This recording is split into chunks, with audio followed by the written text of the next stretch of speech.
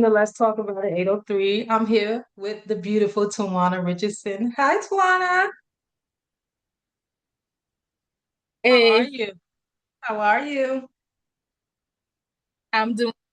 How are you doing? I'm good. I'm good. I'm good. Listen, first I want to say thank you. I'm so honored that you took the time out to want to be on the show. I'm like so grateful. So grateful for you. Yes, I'm great as well. Definitely honored to be able to be here to share my story with everyone that tunes in.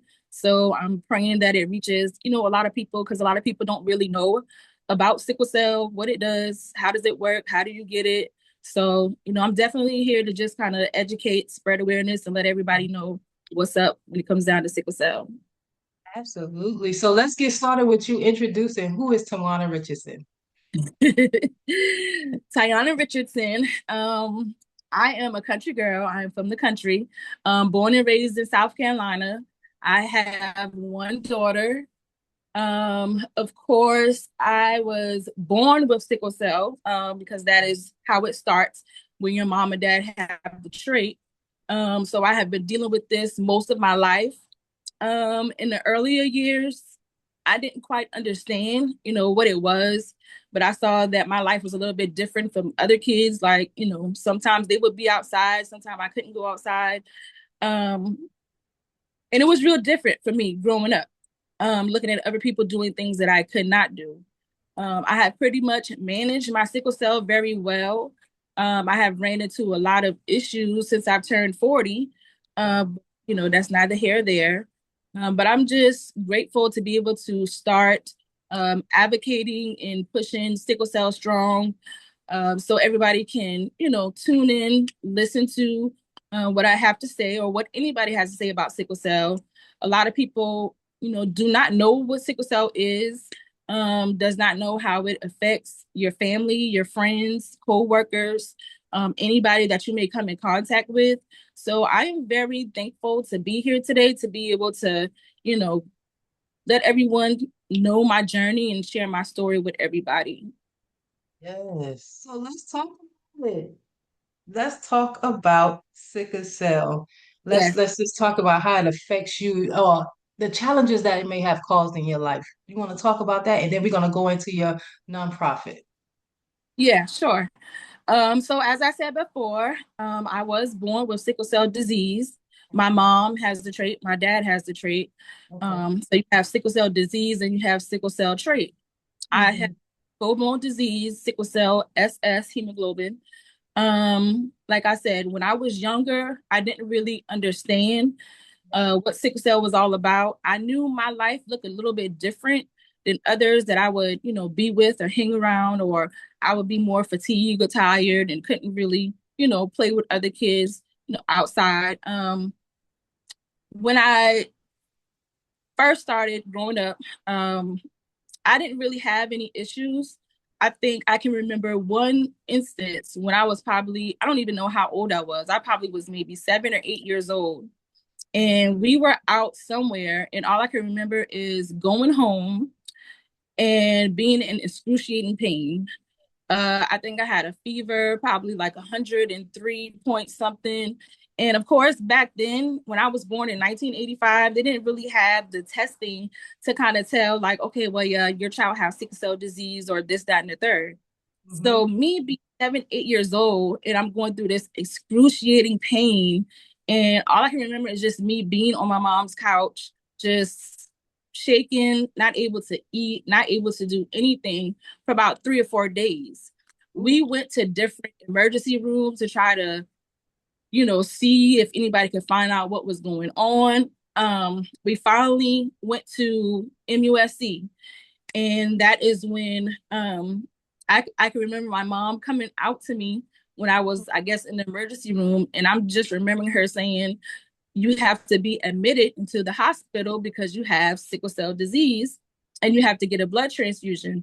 So being a little kid, and going through that, it really kind of, shook me a little bit into thinking like, wow, I'm different. Sometimes when it came down to having friends, some people treated me like different.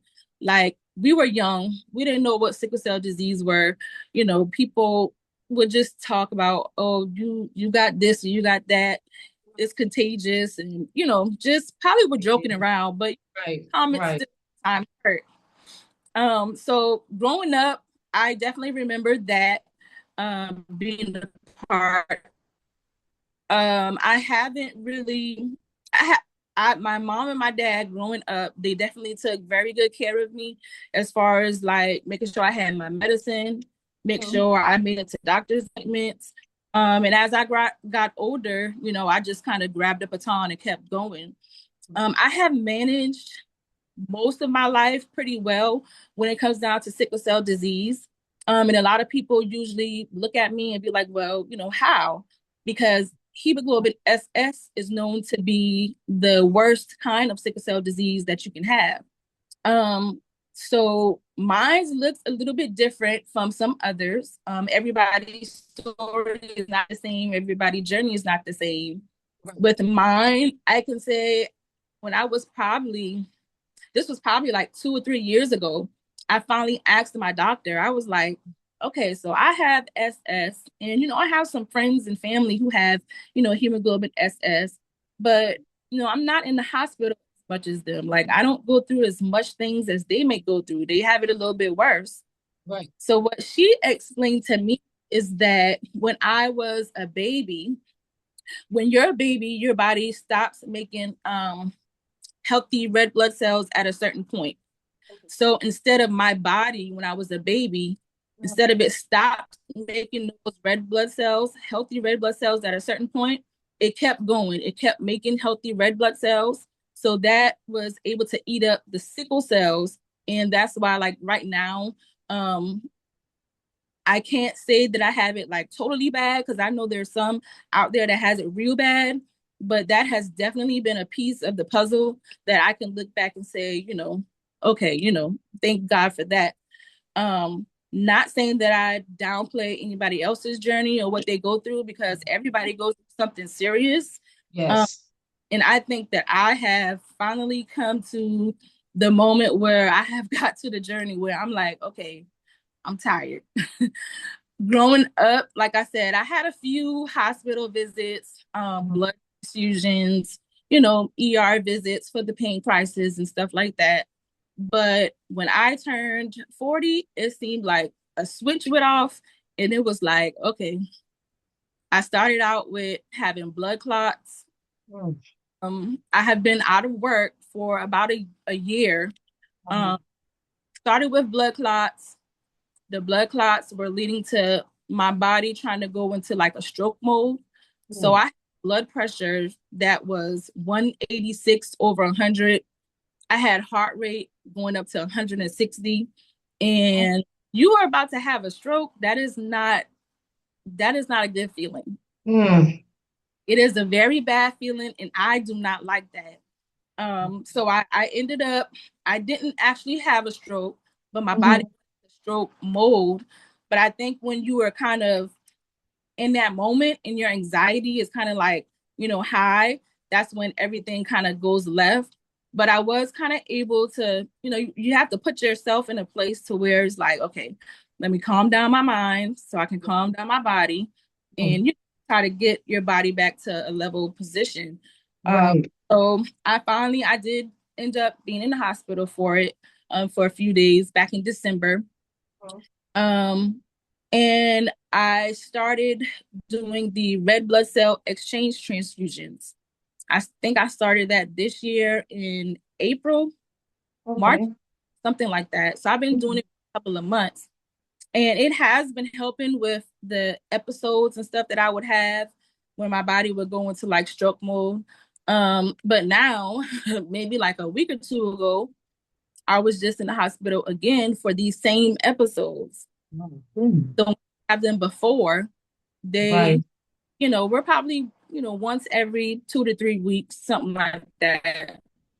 But now it seems like it's like every day. So that is something that I am tackling at the moment. Um, but sickle cell, some of the things that, people do not see, everybody knows about the pain crisis that we may go through, but Right. nobody usually talks about um, our mental state. Right. Uh, a lot of warriors that talks about how they go to emergency rooms and hospitals and they Mm, actually have like trauma and PTSD because of the visits that they're having with being stereotyped, right. um, thinking that, a sickle cell is not something that you can physically see. It's Right. something that we feel, you can't see it, but we feel it. So a lot of warriors, when they go into these emergency rooms and hospital visits, I see a lot of them saying that, there's a stereotype.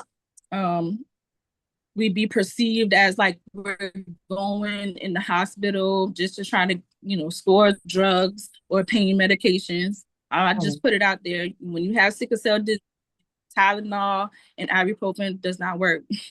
And everything that's going on with you, Okay. you Yeah. know. So let's start So from that again. Hmm.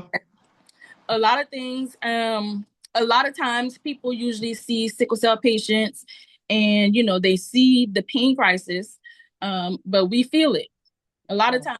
We can't tell if we're going through a crisis or not. We literally have to say like, I'm in pain or I'm having this go on and that go on. And a lot of times a lot of sickle cell warriors, from what I have perceived from hearing about a lot of stories, is that a lot of warriors have like PTSD, trauma from hospitalizations and ER visits because there is a stereotype. And when I say stereotype, I mean as in, warriors going to the hospital and they think that, or they're just trying to score, drugs or do this or Right. do that. Um, so a lot of things, a lot of things with sickle cell usually goes unnoticed. Nobody usually talks about um, the tears, the fear of going to sleep because you don't know if, your crisis is going to be your last one. It's a lot of things behind closed doors. We usually all show up and, show up with a smile, show up ready to serve, ready to help, ready to take care of others. But we Hmm. have also inside, our own traumas. And a lot of time we don't always want people to be feel pity for us. But it is we have sickle cell. It's a Right. disease, it's a chronic illness. You are going to want somebody at some point in time, and that's okay. Right. You don't have Right. to feel like, oh, I don't want this person to think I'm a burden. I don't want this person to think that. But, if you have somebody that is there in your corner, Right. that you appreciate that.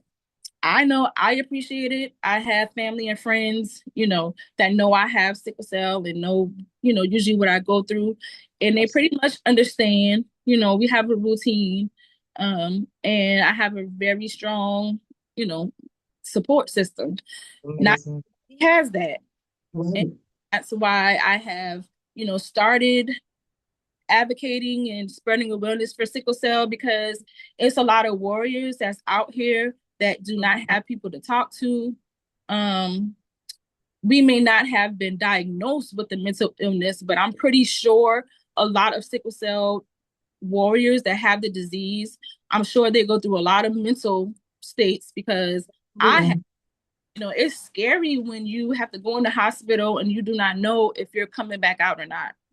It's scary when your body feels like it wants to have a stroke or it wants to do all these other crazy things that you're like, we're not used to feeling that, and our bodies is not used to feeling that. So when it does happen, we're like, so a lot of people don't have that support, that Hmm. backup to like, help them recover or, come visit them in the hospital.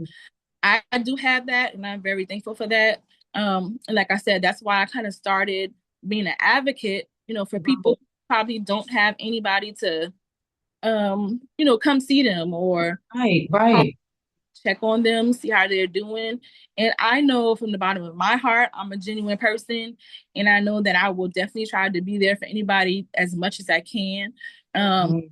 I do have sickle cell as well, but I won't let that stop me from helping somebody else.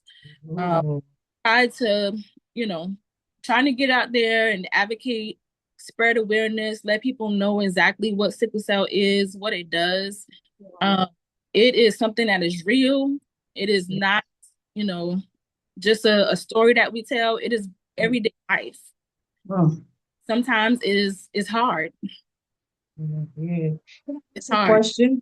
I don't know if this is no question is stupid, but can you feel when something is about to go wrong, or you feel something change in your body when it's about to happen? And I ask that because is there somebody there, with you? Or do you have to have somebody there with you at all times to make sure that you're okay, that you're going to the hospital, that what I'm saying? It's just the support and the help right there when that's about to happen. Sickle cell is that's one thing about it. You don't never know when it's, about to come on or something about to happen. Me having the disease 40 years, I kind of know when something is off, Right. about my body. So if Mm-hmm. I feel something off, I am hard headed and I don't always like to go to the emergency room either. But if I Right. stay with a problem and it's like 3 to 4 days and it's still there, then I'm going to the emergency room. But a lot Okay. of times you don't feel when it's about to come on. It just you might wake up one day and then boom, you're in a pain crisis.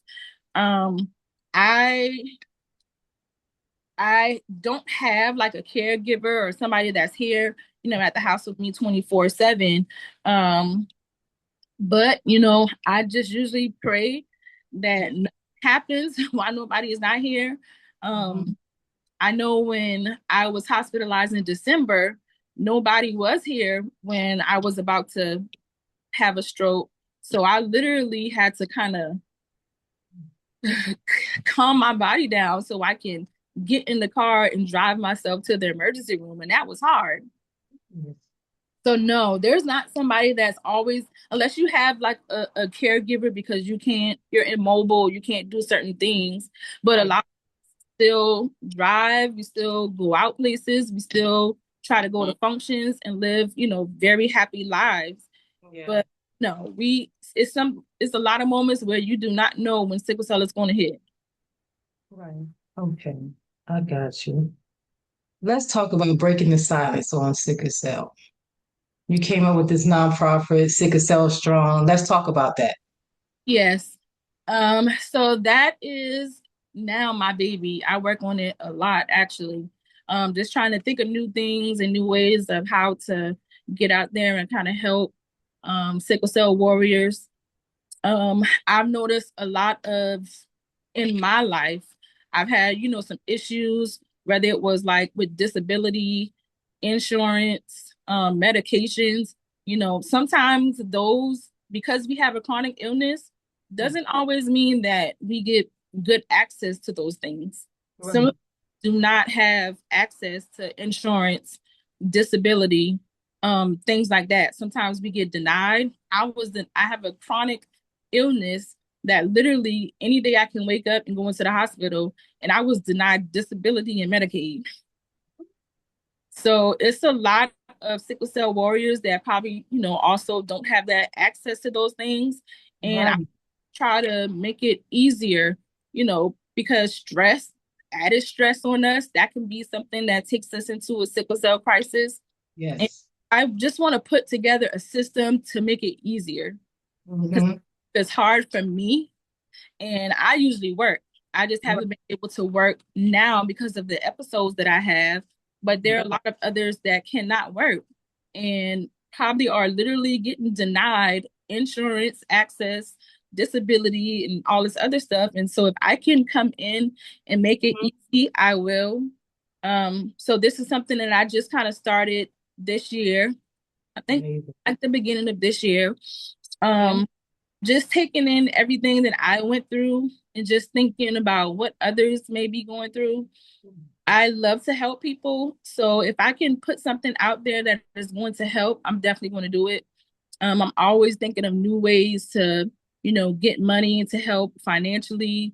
Um, Coming up with different stuff to put out there for sickle cell, letting people know that we're here. When you go search sickle cell online, you don't usually find too much sickle cell merch and stuff like that. So I'm trying to do Right. shirts, different different things to kind of just bring awareness and to let people know that you may come in contact with somebody that has sickle cell disease. You may never know, but Right. you do know and you do find out, try to treat that person with compassion. Um, Yes. that really is important to us. Um, Sometimes when we go into the hospitals and the emergency rooms, we do not get that. We're treated like I said earlier, like a stereotype. So Mm. if I can try to step in and bring awareness and just help, even with the hospital system, try to help. I don't know if they need like classes to teach some people how to be compassionate or whatever the case may be, but if you have somebody coming in your establishment and they have sickle cell and they're sick and they're in pain, we don't need to be thinking in our head, okay, I'm in pain, but also, or this doctor looking at me crazy because they think I'm trying to score some drugs. So No, sad. we do not need that. Sickle cell is a very uncertain disease, and it's the pain is excruciating. I can't even put it into words. It's bad. So if we come into a hospital, we don't need anybody to think like, oh, they just trying to get, good medication or Right. we don't need that. No. Need some more people that's going to, have compassion and, know about what's going on in your surroundings. That's why I said if I can spread any awareness and let anybody know about sickle cell, I'm going to do it because it has been a disease that has been out there for a long time, but nobody really cares about it. Nobody really talks about it. Nobody knows about it. And that needs to change. Yes, it does.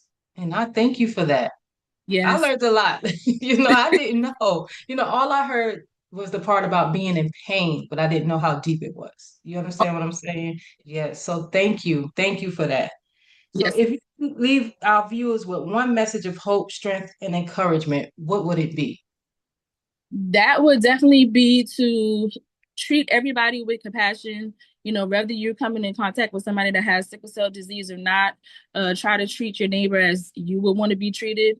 I know every day is a hard day. Sickle cell is Mhm. the only, disease out there that's claiming lives for our family members and our friends. You have cancer, diabetes, all these other things. So I just think that if we all can kind of encourage each other, keep each other lifted, you know, say a prayer for everybody. And I think we all would be in a better place. So I just want to encourage everybody to keep going, keep pushing.